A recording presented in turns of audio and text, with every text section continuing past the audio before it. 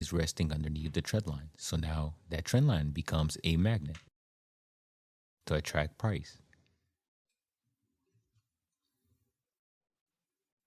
So here we have an example of trendline liquidity.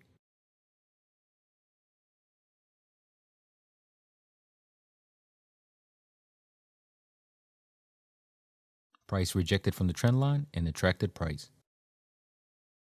So next up, you have your FTB, your failed to break liquidity.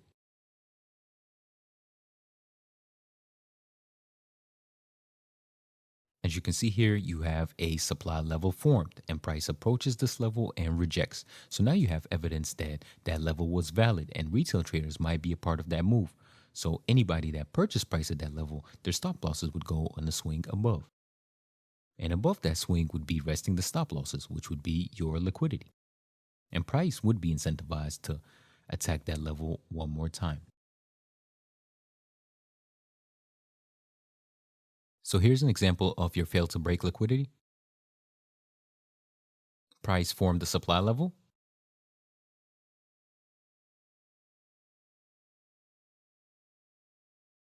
An aggressive reaction from the supply level, forming the liquidity to later be absorbed. So let's take a look at this example. You always want to look to the left and you want to look to what happened previously. What happened here? We know that there was a supply level here.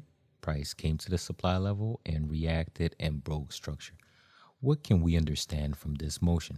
We can understand is that there were sell orders injected here that pushed price down. There was so many sell orders that overpowered the buy orders here that pushed price down. So now we know if price comes back to this level,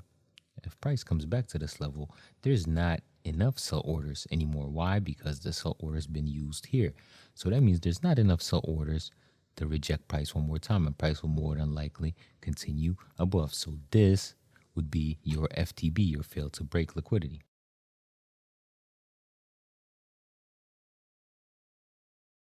So now you mark up your liquidity.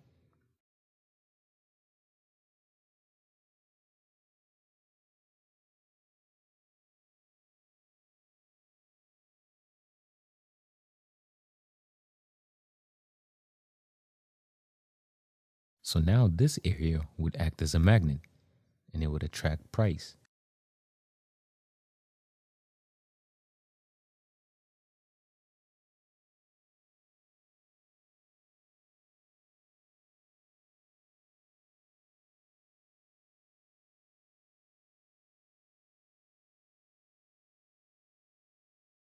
And the liquidity's been absorbed. Next, we have FTC, failed to close liquidity. And the main characteristic of this liquidity model is that the candle never closes below the range. It just wicks through. The candle wicks through and that level becomes a magnet for price to attract.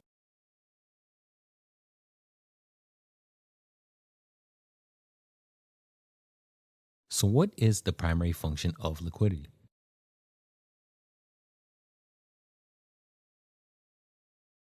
So we know that liquidity will attract price. In due time, this level will be absorbed. But what happens next? Price can always continue above and completely continue with the trend, or price can reverse and come back into the range. And what does that reverse indicate? That indicates a trap, a stop hunt. And what is the function of the stop hunt? The stop hunt is a trap. In this situation, everybody that thought this was a breakout, that price is going to continue higher, got trapped. And at the same time, the stop losses of who sold at the previous resistance point, their liquidity got absorbed. So let's take a look at this example. So here you have your demand zone. Here you have your order block.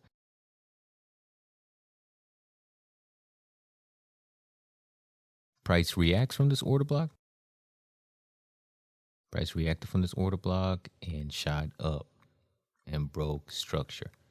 So what do we know now?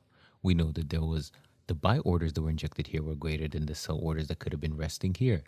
So now we know when price does come back to this level, it's more than likely going to break through this level. instead of rejecting again. Why? Because their